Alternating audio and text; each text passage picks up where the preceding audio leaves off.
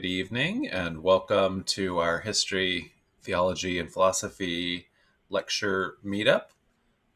We do these every Tuesday, but primarily since the beginning of the shutdown, we've been focusing a lot on history, and this is going to be a little bit of a different take now as we dive a little bit into theology and look at kind of a central theological argument from the Middle Ages. My name is John Hamer, and I serve as the coordinator of the meetup. We always start with our mission, which is to invite everyone into community, to continually learn and grow, to abolish poverty and end needless suffering, to promote peace and justice, and to live life meaningfully together. So our topic tonight is called Re-examining the Ontological Proof of God. And so one of the things when we are doing theology and philosophy is that there's a lot of specialized terminology. And so, but the point of this series is so that we can try to put things into terms that everybody can understand. And so hopefully we'll be able to define some of these things and it'll be made clear. So we want to talk about then this word ontology and what that means. And so this ontology, this is a Neo-Latin word. So it's just to say nobody in ancient Rome used this word, but anyway, it's a word from scholarly Latin from the 16th century that's actually coined from Greek roots, the Greek roots being onto for being, to be, and being, and the logia, which is the idea of a logical discourse. So it's a logical discourse on being, or the study, therefore, of being. So this is a philosophical study of the nature of being. What does existence, being mean? And so when we're talking then, therefore, about an ontological argument for God, this is going to be then an argument where we're talking about the idea of God based on the nature of being, as opposed to something you might be much more familiar with would be some kind of a cosmological argument for God. So that would be an argument that's based on the nature of the cosmos. And so, for example, that could be an argument from causation. And so we might say that everything has a cause, and something, everything that exists was caused from something else. So you're existing because of your parents, and then from so on and so forth all the way back. And so the argument, cosmological argument from cause traditionally is that there has to be something that is the first cause of everything, since everything has a cause, and so ultimately there has to be something that is the very first cause, and that's God. So that would be like an argument for a cosmological argument from causation. Another idea is motion, and so the idea is that everything that has real or potential motion, all the energy, everything that's moving is set in movement by something that went before it. And so then the idea again is that there's got to have been some prime mover that set all the motion going to begin with, and that is again a cosmological argument for God. That's different though from an ontological argument from God, as we'll see tonight. Another kind of one would be to say people's very common modern, it's ancient too, argument for God would be an argument from design or complexities. The universe is so complex, and so therefore it requires a designer or something like that. That would be like an argument from design, more of a cosmological argument. So even though you may not have heard this word ontology, and that may not be jumping off your lips, have it saying ontological or ontology, you probably are familiar with one of the most famous philosophical propositions, one from modern philosopher Descartes, who has the famous phrase, "I think, therefore I am," cogito ergo sum in Latin. And so the idea of that is, as he's trying to make a proof of his existence, his beingness, his I am is being, right? And his premise here, or his idea, is that at the base, at least he can understand that he exists because he can perceive himself thinking, and that therefore means that he has existence. So I am here is the first person singular of the verb to be. So this is a being argument, an ontological argument. And so his argument here is about the self. It's something that we can know exists with certainty based on our experience of thinking. And so, this is not this is the most famous thing, in terms of a quotable quote from Descartes, but he doesn't just stop there. He actually goes from that kind of premise and foundation logically to create an actual, large philosophical apparatus, an argument, ontological case, a case from this argument of being, where he ultimately, from reason, believes he's created a proof of God's existence. There's a lot of subsequent. Part of the thing about philosophy is that philosophers will make different arguments, and then other philosophers will come afterwards and join in the dialogue and have objections to Descartes' logic and so on. So it's not the idea of being and the connection of being with the divine, with God, isn't alien, or isn't only in theology and philosophy, it's also scriptural. And so there's an ontology ascribed to God in the Pentateuch, in the Torah, in the book of Exodus 3:14, when God, in the burning bush, reveals God's name to Moses and says, I am that I am. And so it's a pun in the original Hebrew, where it makes it sound, the word being, I am, sounds similar to the name of God in the Hebrew Bible, Yahweh. And so therefore, but this is also a meaningful idea that it's that being here is actually central to, or a serious component of, the Abrahamic understanding of God, that God is ultimately being and is the ultimate being. And so, for example, this is played upon in the Gospel of John in the Christian Bible, where Jesus is perpetually saying, I am this and that, I am the way, the truth, and the light, I am the good shepherd, all the different things that Jesus is. He is essentially making a theological pronouncement. That's a Christian testimonial, that the Christians understand Jesus or Christ as a person of the Trinity. Okay, so this is something that people have been thinking about a long time. So I want to give a little bit of a timeline, because we are going to be jumping a little bit around. We're going to talk specifically at the middle of this timeline, kind of, where we're going to talk about Anselm, who is a philosopher of the Central Middle Ages, the earlier part of the Central Middle Ages, the 11th century.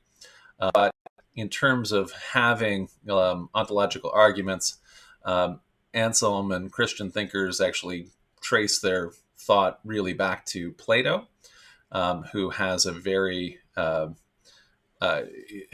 spiritual philosophy, a very non-material philosophy, an idea that a proposition that, in fact, ideas and what Plato calls eternal forms are actual things, things like goodness or truth or beauty, actually in their perfect immaterial form, similarly to a mathematical principle, that those are actually more real than the perishable material world that we all perceive around us to be material. And so it's quite opposite. Plato's philosophy and philosophical system is quite different from most of our modern philosophical systems that we're not even necessarily aware that we're engaging in, which tend to be very materialist and tend to dismiss anything that isn't something that you can touch, atomically. So I'm just going to show in here from Plato, then into the Christian period, Christianity with Augustine, who's one of the great thinkers of the Latin West.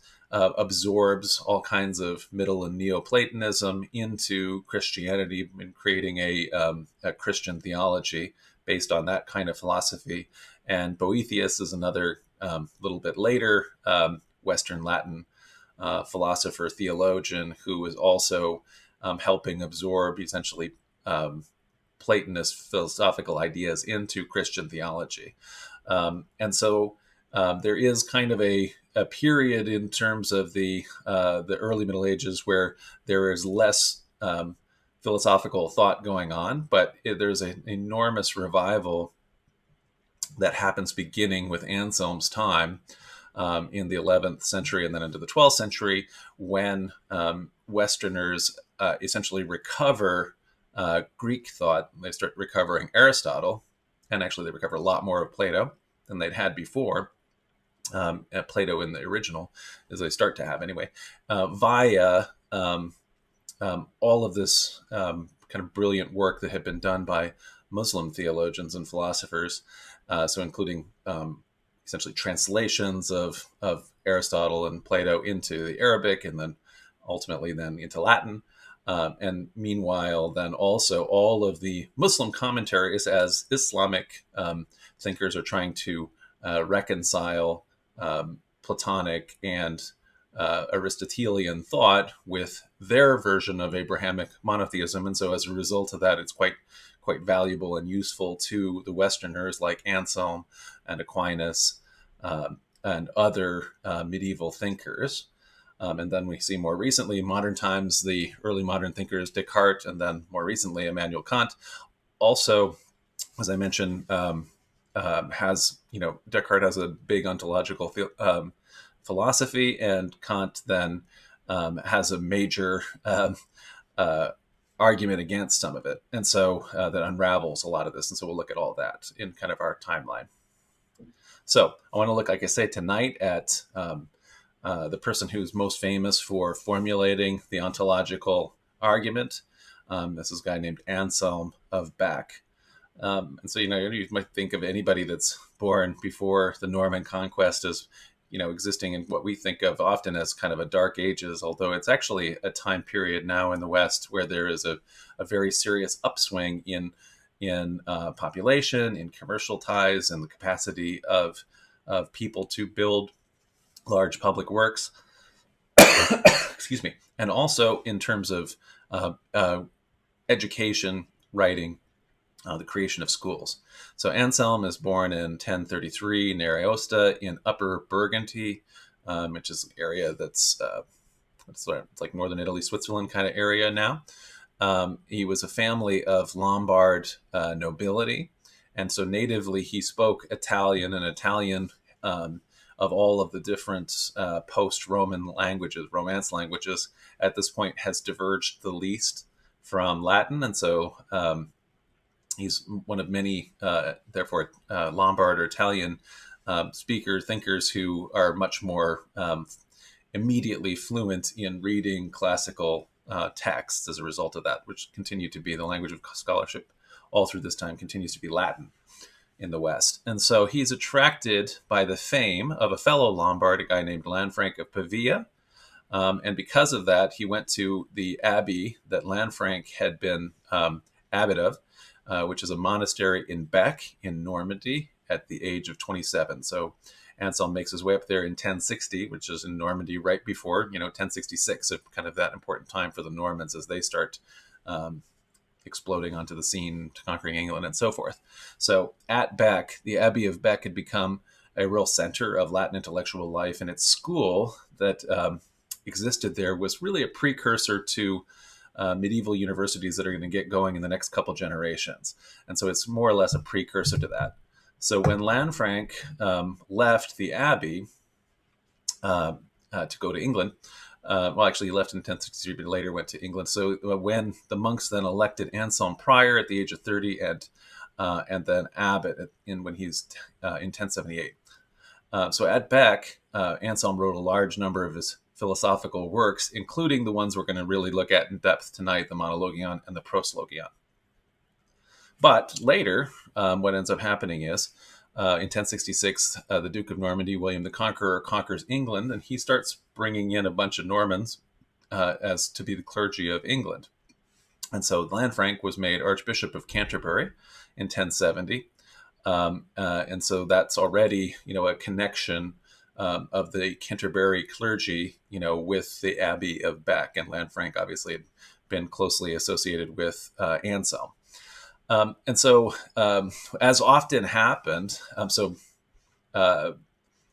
bishops and archbishops in the Middle Ages are very rich, powerful political figures.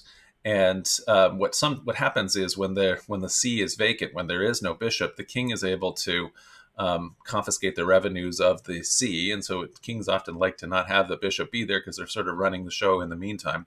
But everybody, there's a lot of pressure always to get a bishop back because everybody wants to have a bishop. The idea that the king is only supposed to have that for a short time until there's a new bishop named. Nevertheless, William the Conqueror's son, William II, William Rufus, when he's king, he's quite an anti-clerical king, and he prefers not to have bishops who are arguing with him. And so he was leaving Canterbury vacant for a whole long time, but then he got really sick. When he did, everybody was saying to him, "Look, God is going to kill you if you don't if you don't repent and name an Archbishop of Canterbury." And so he did. He repented and he nominated Anselm to be Archbishop. So he picked a real Archbishop, in other words, somebody who was very qualified. I mean, immediately got better, but then he got upset at himself for having nominated Anselm, because Anselm was a thorn in his side at that point. Because at this moment, kind of in the politics, this is a really important moment in church-state relations. It's called the Gregorian Reform. So on the general European political stage, one of the most important popes of the Middle Ages, Pope Gregory VII, was locked into a battle with the Holy Roman Emperor, Emperor Henry IV, over this ritual that was called investiture, lay investiture. And so the idea of it is that in addition to all of the spiritual roles that the bishops had, they were also really important magnets. They're like a duke. Archbishop is like a duke, and a bishop is like a count. They're like a very powerful lord in their own right.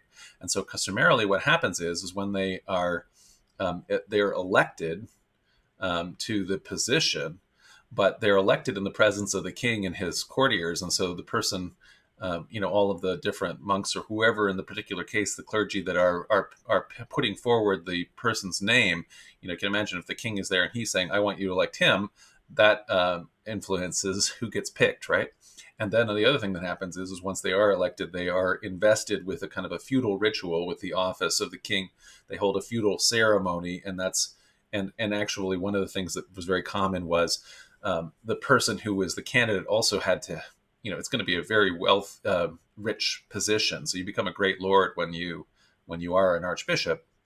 And so traditionally, the king would be substantially remunerated by whoever this candidate is. So it'd be some person who is, let's say, the son of a duke or something like that. They'll give a lot of money to the king. And so that's a practice that's called, very common, but called simony. And so it's considered to be a sin in the church. And so the church reformers, the Gregorian reformers, were trying to stop all of those practices. So the reformers argued that to free the church from corruption, they just had to get rid of this investiture ritual. And so Anselm, who is already the archbishop, he upholds then this reform position that the popes are promulgating. And as a result of his sticking to that church line, the reformist line, he was twice exiled from England. So he's Archbishop of Canterbury, but between 1097 and 1100, he just has to flee, go to the continent because he's just not getting along with William Rufus, King William II. And then later, when William Rufus dies and his younger brother Henry I becomes king, even though Henry and Anselm would like to be able to work with each other, they actually can't get along over this particular issue. And so anyway, so here's William Rufus's what he said about Anselm. He says, "I hated him before, I hate him now, and I shall hate him still more hereafter." So William Rufus wasn't a big fan of the church in general, but he especially didn't like Anselm, who was a very proper, powerful person in his own right, a proper thinker, and a committed reformer. So nevertheless, Anselm, despite the fact that he is one of the great thinkers of his day, an impressive theologian and philosopher, and also a great lord, and therefore a great powerful politician. He nevertheless was also a pragmatic politician, which doesn't always happen. And so his ultimate resolution of the investiture issue in England is a pragmatic compromise. And so that's what they end up cutting the deal he is able to cut with Henry I of England, is that the king is going to give up doing the ceremony. So we're not going to do this feudal ceremony anymore, because that's one of the things that the church has said looks bad, and so we're not going to do that. Nevertheless, the bishop is still going to do homage for the lands that he holds from the king. So the different sees, the bishoprics, the archbishopric owns all of these lands. They could own whole counties and things like that. And so the bishop will still owe homage for those lands and military service and things like that, have to provide knights and things like that to the king. Just because it's an ecclesiastical land, it's not going to be free of that. And so that's a pretty significant compromise. And then also, finally, in terms of the most important thing, in terms of picking these, who's going to be the official, you're not supposed to bribe the king anymore, but the election is still going to be held in the king's presence and with the king's consent. So he's still going to have, essentially, if not a nominating power to the bishop, which he sometimes still does have, at least maybe like a veto that he's not going to allow people he doesn't want to be elected. And so that's a compromise that Anselm was able to work out with King Henry. And in 1107, that becomes then the ultimate model for the ultimate concordat that occurs between the papacy and the Holy Roman Emperor, the Concordat of Worms, which happens in 1122. So Anselm was able to accomplish that, and then he died 2 years later in 1109. So one of the other considerations that the Archbishop of Canterbury already had was that they had to deal with the fact that there's another archbishop in England, the Archbishopric of York, which is another ancient archbishopric. And so, as Archbishop of Canterbury, the Archbishops of Canterbury have always said that they have rank ahead of the Archbishopric of York, and in fact have a status over them. So in the same way that lesser bishops, like the Bishop of Rochester, reports to the Archbishop of Canterbury, the Bishop of London reports to the Archbishop of Canterbury, I think Durham reports to York. Anyway, so those kind of things. In addition to that, then the Archbishops of Canterbury insisted, well, there's another level, which is being primate, or just to say first Archbishop over England. And so Anselm, as Archbishop of Canterbury, took up that cause and insisted very strongly that he was primate over the other archbishoprics in the British Isles, even more than York.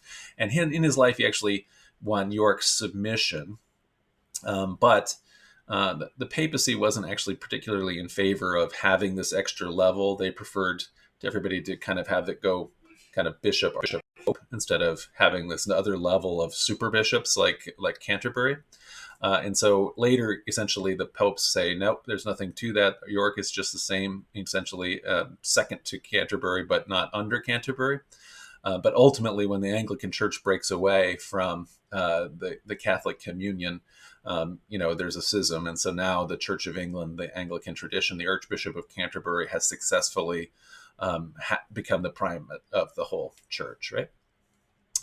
So I mentioned that because of the political reasons, Anselm spent a bunch of time in exile. And when he was in exile, a lot of times he was hanging around with the Pope. The Pope was often in exile too, because the Pope was also having a war with the Holy Roman Emperor. And so the popes would often spend a bunch of time either in southern Italy, in the Norman kingdom of southern Italy, or running around France. And so Anselm would be in either place. And so at one point in 1098, he is attending the Council of Bari, which is during the First Crusade.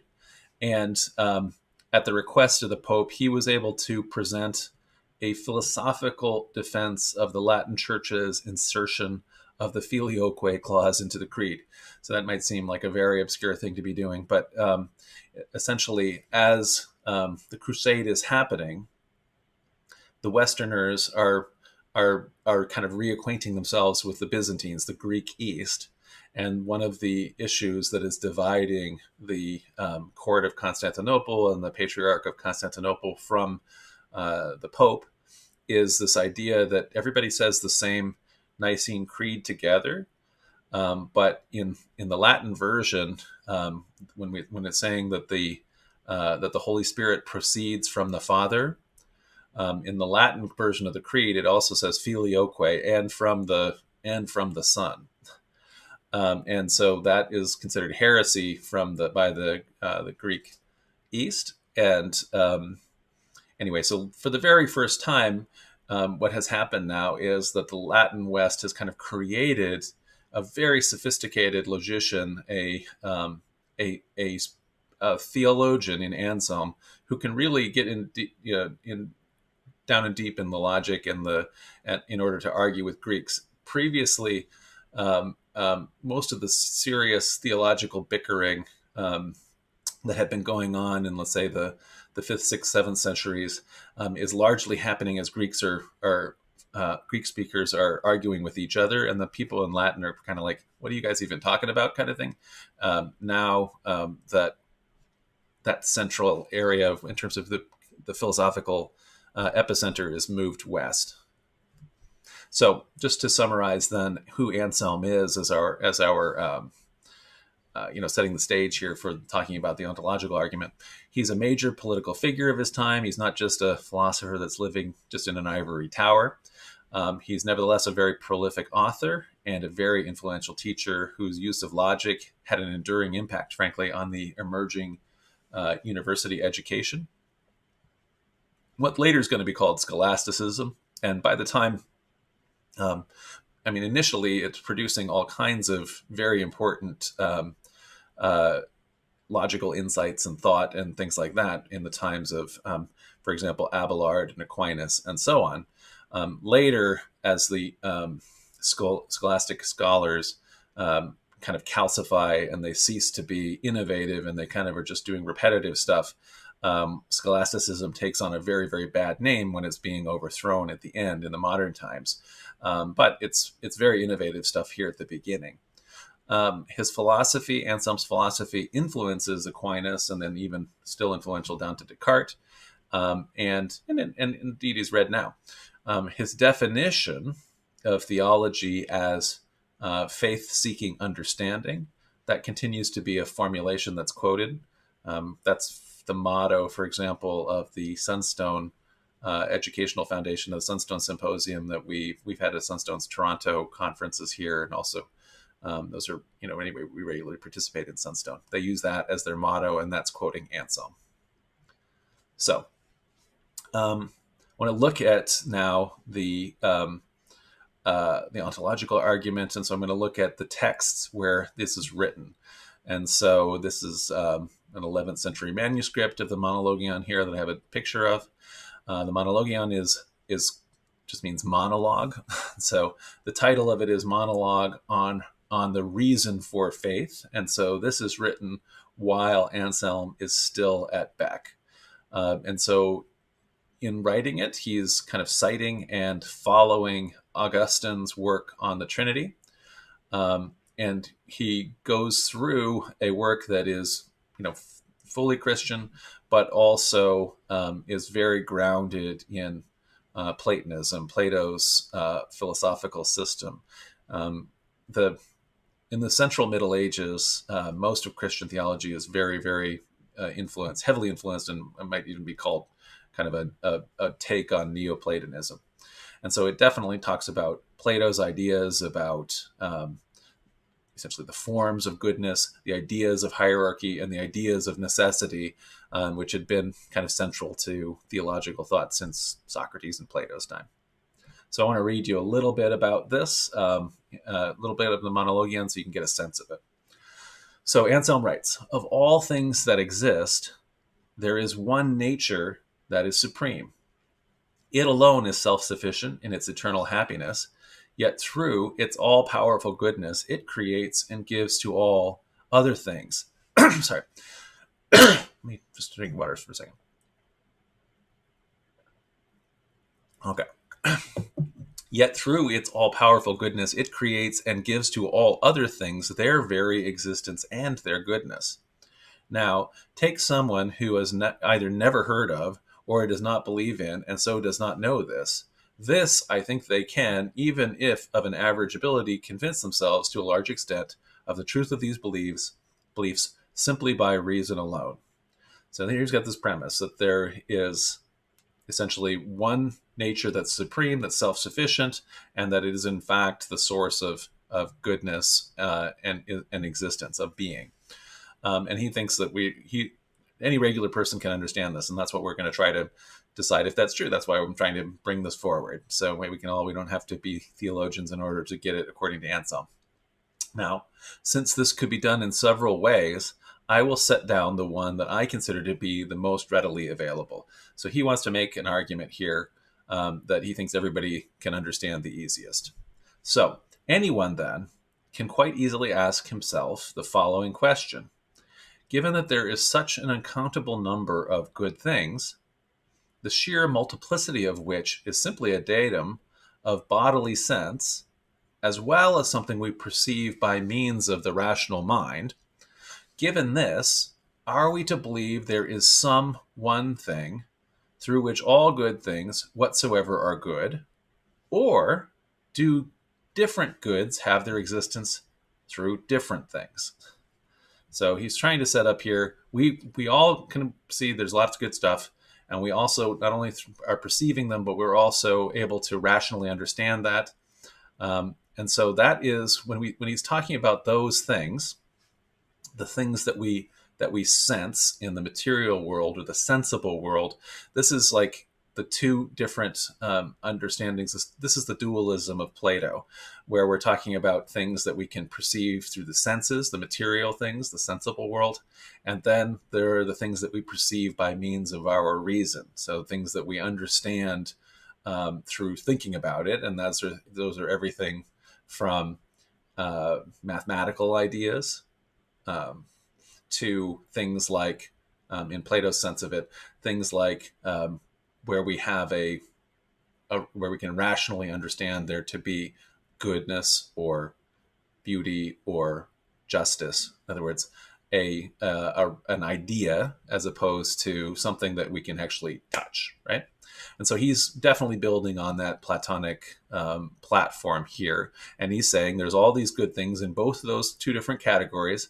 And so the question logically is, did they all come to being because there's one thing? In other words, is there one ultimate cause of this? Or do the different goods have their existence through different things? Or are there multiple sources that has brought this all together? So this is also kind of, again, this is ultimately this idea, the second idea, that do different goods have their existence through different things. This first, and do all good things owe one thing their goodness. So the idea that individual good things share or receive goodness because they participate in the form or idea or eternal nature of goodness itself, that would be Plato's philosophy. And so what he's trying to do is lead us here to what Plato would have taught. And so here's kind of a goodness argument then in the Monologion. So let's say there are many things that are good, including thing X, thing Y, and thing Z. Even though X may be better than Y and Y may be better than Z, they are all good, but they simply have degrees of goodness, according to Anselm. So let's say those are all good things, and we can just say they're all good, and they might be better than each other or not, but they all have degrees of goodness. So if they're all good, they have something in common that causes them to be good, he says. All things that are good then depend on that which causes goodness. So whatever it is that's making them be good, there's something that's making them be good. And he argues that which causes goodness is very good, and further is good through itself. In other words, it's not kidding that whatever it is that's causing everything else to be good, it also has to be causing itself to be good, because if there's one thing that's causing everything to be good, it would also be itself. So as such, it is the goodness in the highest degree, which is to say the supreme good. And again, I'm making a picture to try to explain the supreme good, but that can't actually be pictured. So that's an argument that he wants to make. So he also makes a hierarchy argument in the Monologion. So he says, if one considers the nature of things, one cannot help realizing that they are not of equal value, but they differ by degrees. For if the nature of a horse is better than that of a tree, and that of a human is more excellent than that of a horse, and to doubt that is simply not human, according to him, it is undeniable then that some natures can be better than others. So we may not agree with this anymore, but anyway, maybe we do. And so if you think is a human life more important than the horse's life, and is a horse more important than a tree, and is a tree more important than a rock, or so on and so forth, the idea of those kind of things is that there is a degrees anyway of goodness, where some things are more good than other things, and some things are less good than other things. That's certainly anyway. That's the hierarchy argument, and that also would go all the way back to, well, especially to Aristotle, but Plato and Aristotle, where hierarchy was like kind of the sense and foundation of ancient Greek thought. Nonetheless, reason argues that there is some nature that so overtops the other that it is inferior to none. So in other words, he's saying some things are getting greater and greater and greater, but something's got to be the top of that chain. For if there is an infinite distinction of degrees, so that there is no degree which does not have a superior degree above it, then reason is led to conclude that the number of natures is endless. So if there's something like angels are better than people, and there's something better than angels like archangels, and if that goes on and on and on forever, where there's just more and more and more things, then you're going to get to an infinity loop, and there can't be that because the idea is that that there has to be a finite number of things, and so anytime you get to an infinite regress in ancient Greek philosophy, that's when you've hit you've hit a logical contradiction for them. So he's saying, so this is senseless, is what Anselm argues. Necessarily, then you have to in a hierarchical system like this, there's got to be something that you get to that is the top of the chain, and therefore is superior to others, and in a way is inferior to none. And so there's going to be essentially God, in other words, that we're going to get to where nothing is beyond God. And that's going to cap off it, so we don't have to have an infinite loop. Okay, so those are his first ideas that he's writing out in the Monologion. But he later writes a book called the Proslogion, which is to me say the discourse, and that's also entitled "Faith-Seeking Understanding." So that's that famous phrase, and so his dialogue here, the discourse here, faith-seeking understanding, grows out of his dissatisfaction with the Monologion. So he didn't like the fact that he had to have a bunch of different arguments essentially to get you to, let's say, understand through hierarchy, or understand through this. There has to be one source, those source arguments. So his new goal, he says, is that he wants a single argument that needs nothing but itself alone for proof, that it would by itself be enough to show that God really exists. So he has a new idea, and he thinks he's come up with the way to do it. And so here's how we get what's now called the ontological argument in the Proslogion, or he's got a preface for it here. Well then, Lord, you who give understanding to faith, grant me that I may understand as much as you see fit, that you exist as we believe you to exist, and that you are what we believe you to be. Now we believe that you are that than which nothing greater can be thought. That's a really important phrase. And so he's here defining, this is a prayer to God, but he's also offering now a philosophical or theological definition of God. You are that than which nothing greater can be thought. Or can it be that a thing of such a nature does not exist, since, quote, the fool hath said in his heart there is no God, so quoting the Psalms, where he's making the argument anyway against an overt atheism, which I would actually think both in antiquity and the Middle Ages, that because of the expansive definition of what people mean by God in antiquity and the Middle Ages, that in part this is actually an argument not against theism, but against nihilism. But in any event, it could be argued the other way too. So he's going to suggest here that because he believes, because he is offered the idea that God is that than which nothing greater can be thought, we are going to now be able to show uh, what the Psalms call a fool, that this must of necessity exist. So surely, when the same fool hears what I'm speaking about, namely, quote, something than which nothing greater can be thought, he understands what he hears. So you're getting it. Even the fool gets um, when you're saying there's something than which nothing greater can be thought. So you're thinking of essentially the greatest thing of which nothing greater can be even conceived, but it's what you can conceive of that's the greatest thing. You understand what he understands what he hears, and what he understands is in his mind, even if he doesn't understand that it actually exists. So we've created a philosophical proposition about something than which nothing greater can be thought. You can understand that in your mind, even if you don't understand that actually exists, right? So he's defining that. That's his definition. We can understand that it exists in our brains. For it is one thing for an object to exist in the mind, and it's another thing for that object to actually exist. So we can conceive of, in our minds, we conceive of unicorns, and they don't actually exist even though they're in our minds. Okay. So I want to now lay out this interlocking puzzle piece of how then Anselm believes you can, just using logic alone, start with this definition and end up with God must exist.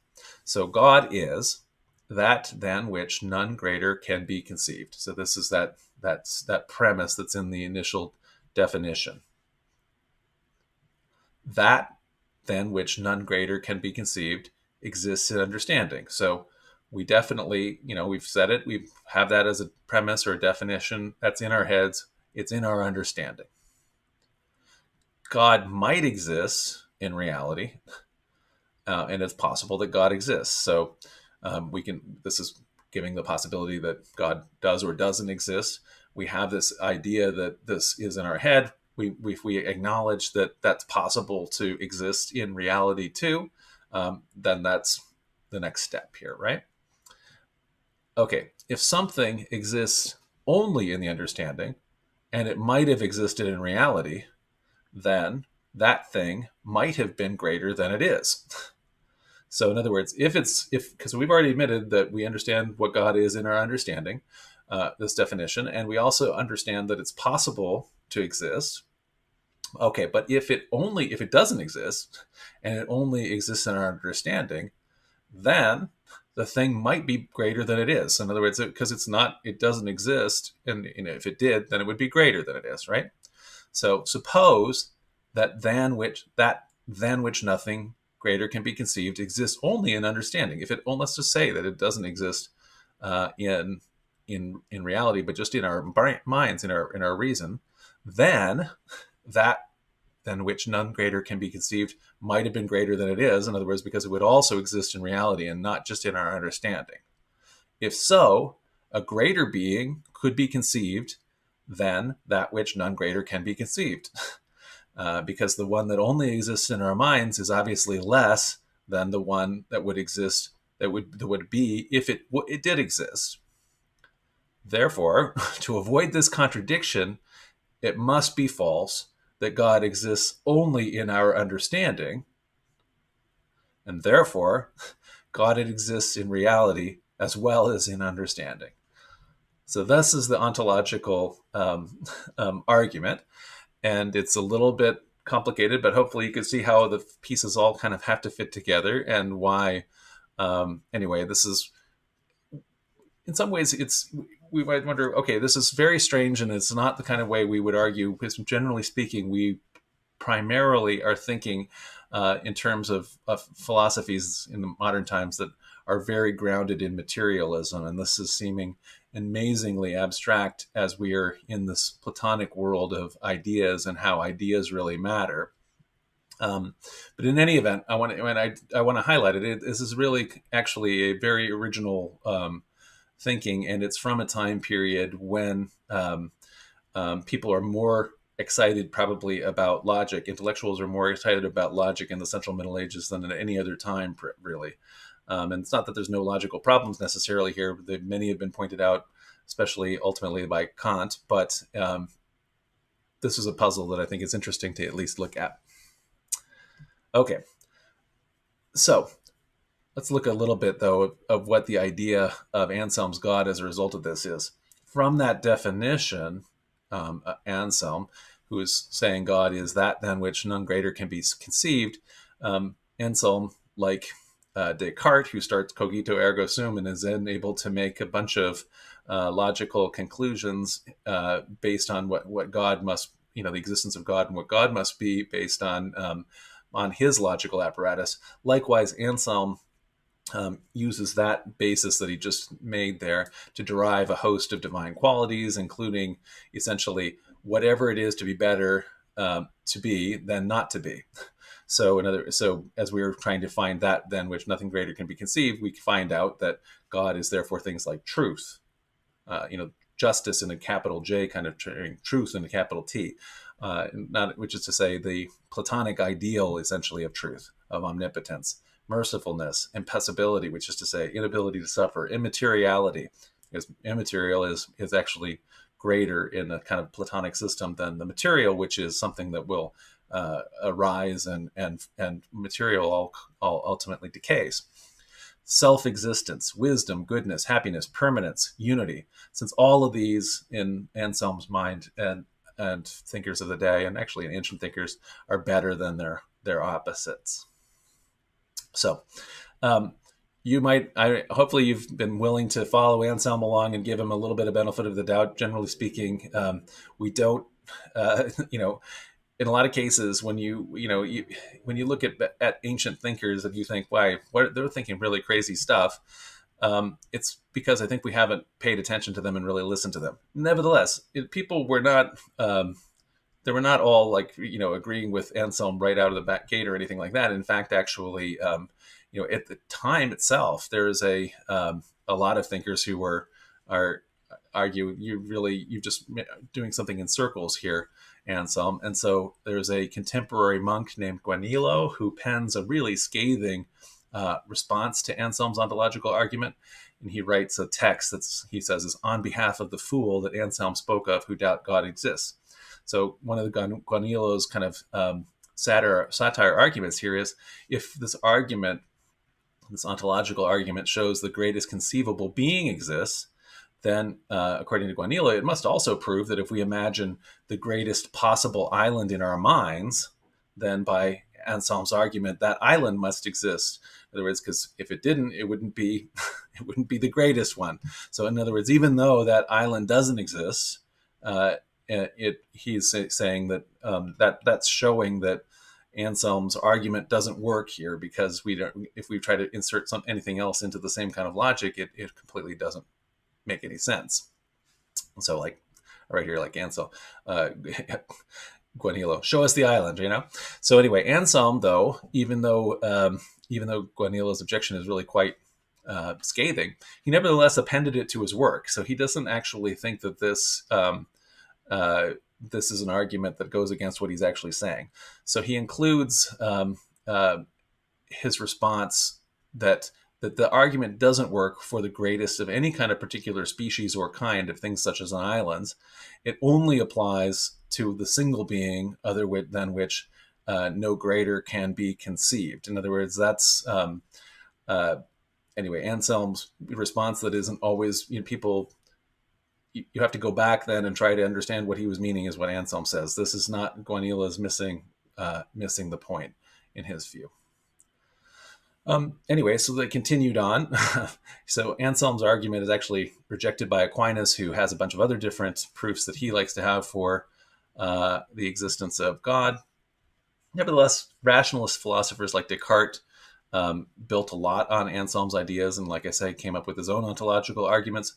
However, one of the real serious later objectors is Immanuel Kant, who really is a watershed in terms of philosophical thinking, and we'll have to do a bunch of future lectures on Kant and his kind of arguments and also the responses thereof. So anyway, one of his objections ultimately is that this very idea about existence, he's saying that's not a property, like among other things like size, shape, or temperature. And so when Anselm is saying, okay, something could be hotter than something else, and then there is a degrees of hotness or something like that, and you might also have a bigness or something, and so something bigger is better than something smaller or something like that.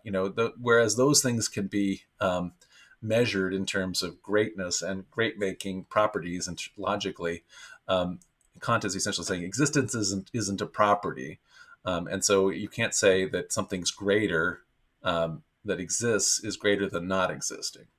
And so that's kind of the one of several devastating points, anyway, that also have helped to logically unravel Anselm for many readers, anyway.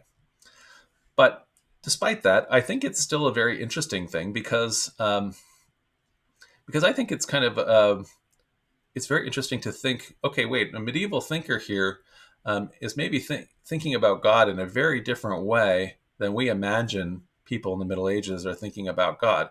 So in a very abstract and philosophical way, and not in this, kind of literalistic, sky god-y kind of way, right?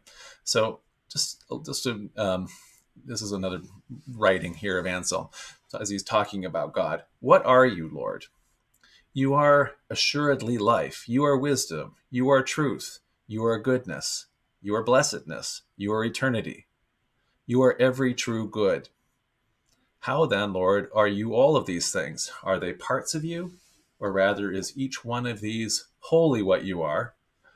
For whatever is made up of parts is not absolutely one, but in a sense, many and other than itself. And it can be broken up, and either actually or by the mind, all of which things are foreign to you, than whom none greater can be thought. Therefore, there are no parts of you in you, Lord, neither are you many, but you are so much one and the same with yourself, that in nothing are you dissimilar with yourself. Indeed, you are unity itself, not divisible by any mind.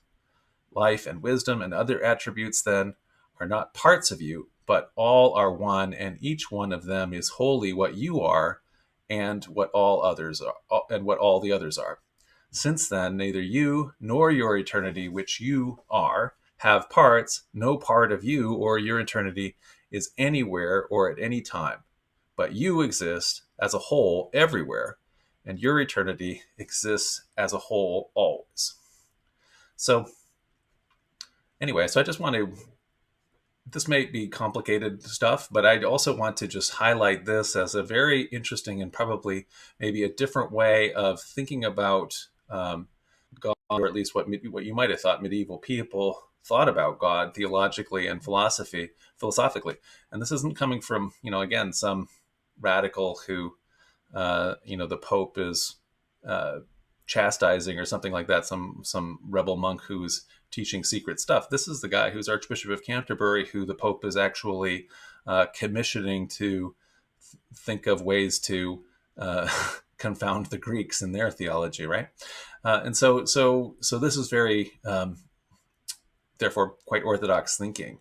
And so, what I want to say is that Anselm's conception of the divine is very different from the caricature of kind of the modern reactionary Christian ideas of God that we kind of see, this very fleshy sky god, and very anthropomorphized God that makes its way into caricatures here like The Simpsons. And so hopefully, whether you were persuaded at all, or you just found, the ontological argument itself to be a head scratcher, hopefully it opened thinking at least to how central Christian theologians of the past are conceiving of God and the different ways in which they are understanding the divine than maybe you would have thought. So a lot of times we think of people in the Middle Ages as being more literalistic or more primitive. So if you have comments or questions, I'd love to hear them. We've had a couple of them, I think, already. So I'm going to turn to that.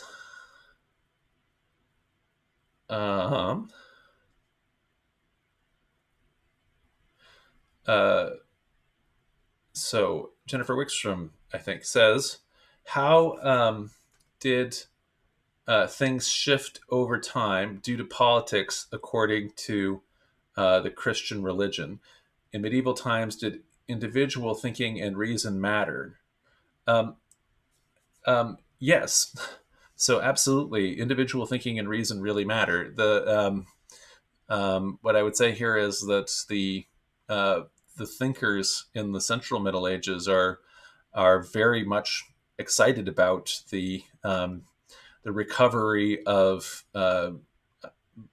Aristotle's and especially Aristotle's logical um, books of logic and logical systems, and so they become kind of very uh, they become obsessed even with reason and making kinds of logical proofs.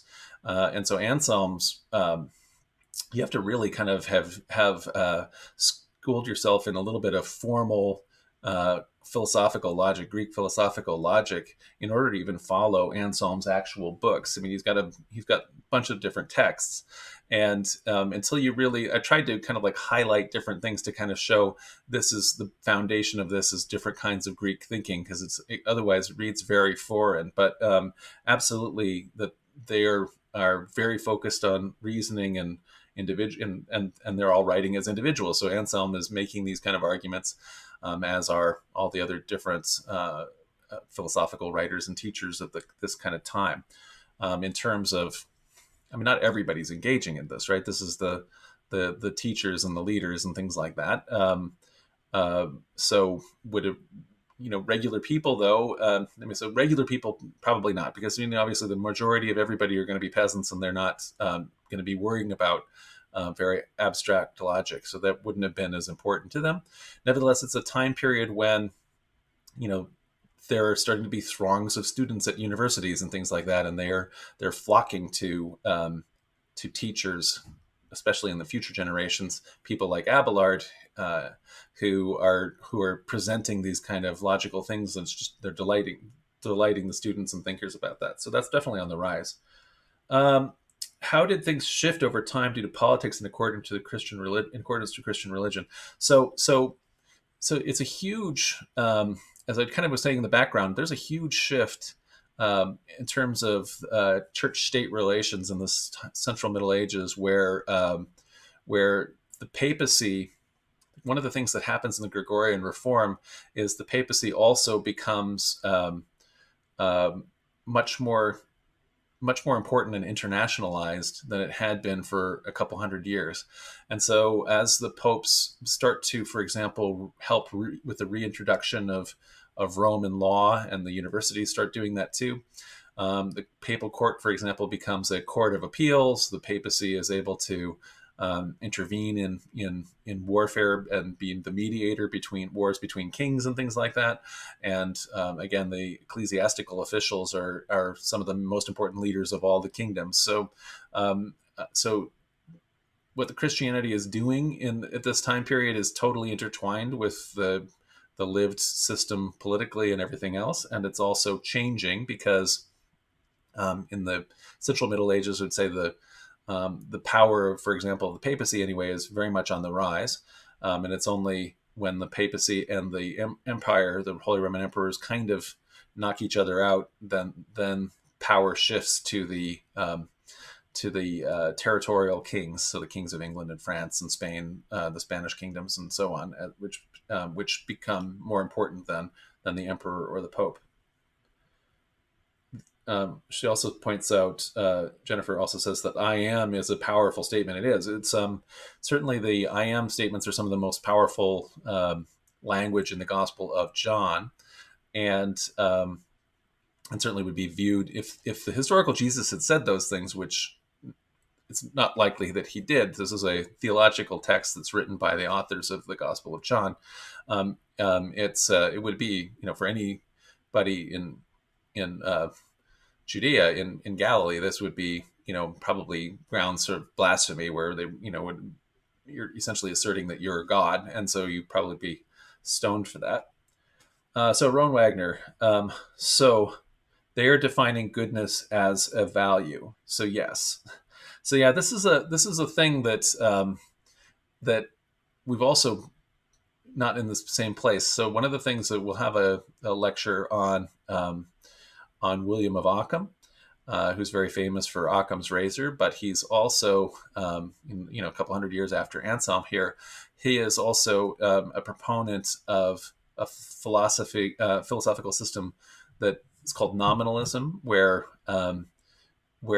ultimately he more or less is saying things like justice or goodness are not actual, like, eternal things that exist and have existence, as Plato argued, but rather they're simply names. They're names that we give to our own kind of ideas. And so William of Ockham starts using Occam's razor to cut apart all of these sorts of philosophical grounding that people had all the way up until this time. But so yes, goodness um, is ultimately a thing, and it's a thing that has more meaning and value than actual material things like uh, whatever gold or wood and things like that. Instead, it's goodness itself, which is for Plato and also for Anselm the essentially the ultimate eternal concept of which everything is dependent.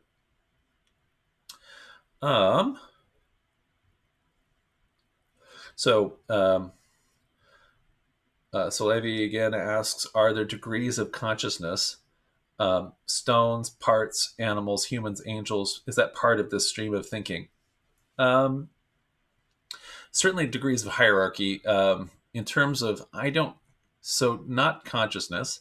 There would have been, there were ancient philosophies that would have had a sense that all things are participating in um, essentially the cosmic spirit, and so uh, what's it called? Anyway, one of the major philosophical systems. Uh, why can't I think of this word? Not Epicureanism, but the Stoicism. So Stoicism, which had been one of the, besides Platonism, Neoplatonism, what is also one of the very popular philosophical systems of the late Roman Empire.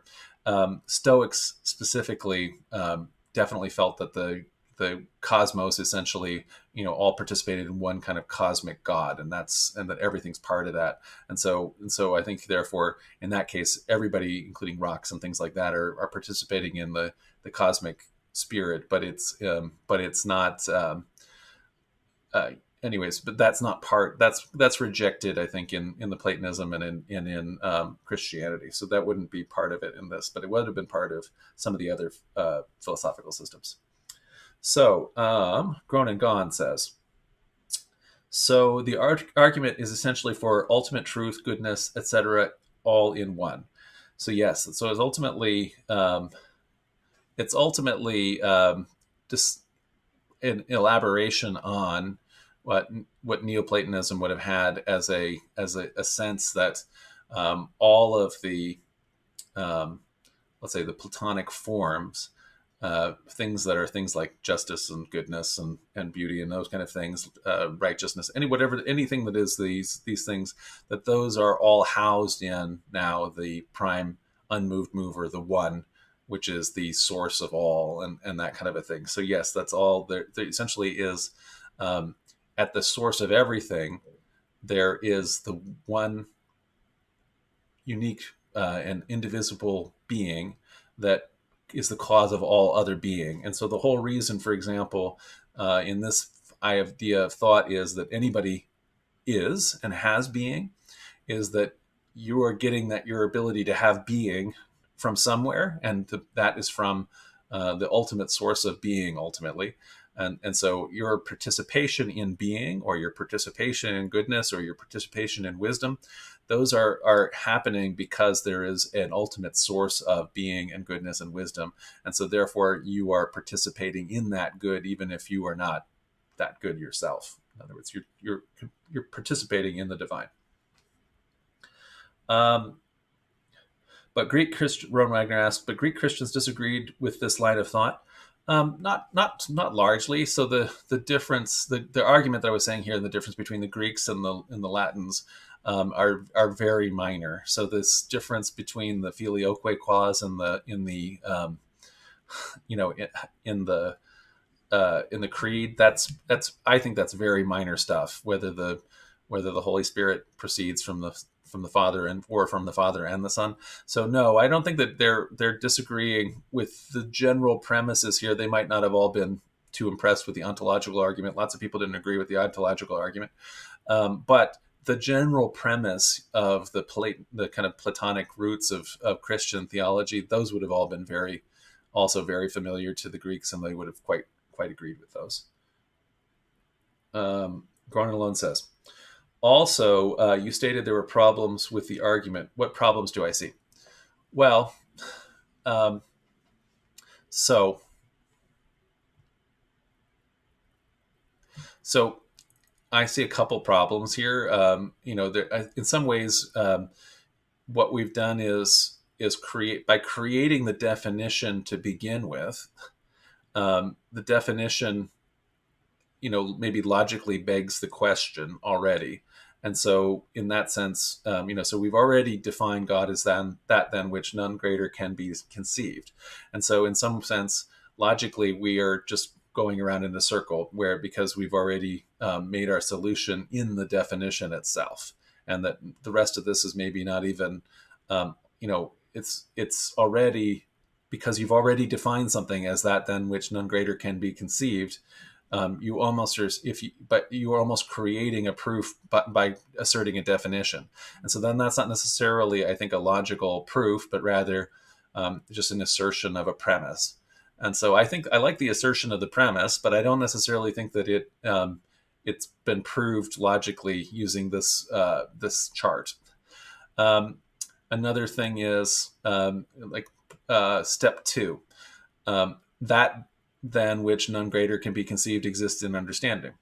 Well, Guanilo also said, I don't know if I can believe you on that one, because we might believe the shorthand. In other words, we can say the definition and have that in our heads, but we can't conceive of and hold into our heads that than which none greater can be conceived. We can only have a mortal shorthand of that thing in our understanding. So in that sense, God doesn't exist in our minds, just a very human shorthand of God exists, and we can't actually limit or contain what God is in our brains. And so therefore, I don't know if that follows either. so I guess I would say that those are things I would say are problems with it. And the thing that I think is especially vital is the definition that Anselm comes to, which I think is very interesting. And I think that it's also very interesting for us to as a way to not have kind of false ideas of very literalistic and fleshy ways or something like that we might assume that medieval people are thinking. They're thinking in a very abstract and spiritual way here. Leon asks, why would such a certainty of existence be important to theologians, since Scripture places so much importance on faith? So, yeah, there's a lot of there were a lot of thinkers in the Middle Ages who made that argument too. So there would have been different kinds of rivals, including like, for example, one of Anselm's successors, Abelard, who's another great logician and teacher in this kind of tradition. He did get himself into trouble, and he ends up having a fight with one of the greatest other, kind of not philosophical, but more mystical and definitely more like emotional kinds of preachers who were preaching kind of a faith-based thing, Bernard of Clairvaux, and who ultimately got, Abelard condemned, or he had to retire from being a university professor and go live in a very wealthy monastery. But anyways, it wasn't that terrible in terms of it, but he got into a big fight. So yeah, there would have been definitely other ways of going. So Anselm's answer to that, Scripture places so much importance on faith. So his argument was already in the title that I gave you of the Proslogion, so the discourse, which is faith seeking understanding. So we got the faith. We're not discounting that in Anselm's thought, but rather we want to understand how it works. And so you can definitely his premise here is.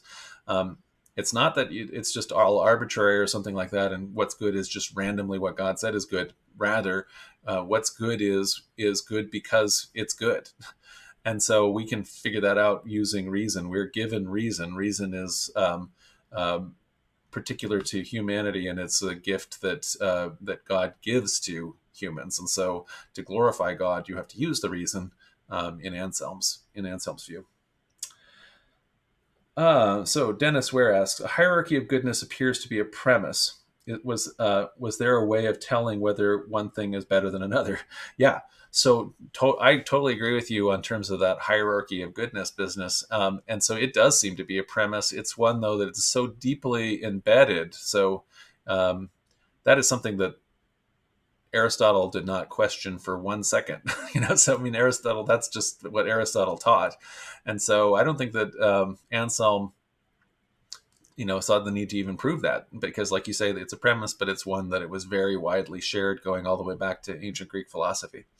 But obviously that's one of the things that has subsequently unraveled in newer theological philosophical systems. So, all right. That's all the questions that I'm seeing. Are there any more, Leandro, or?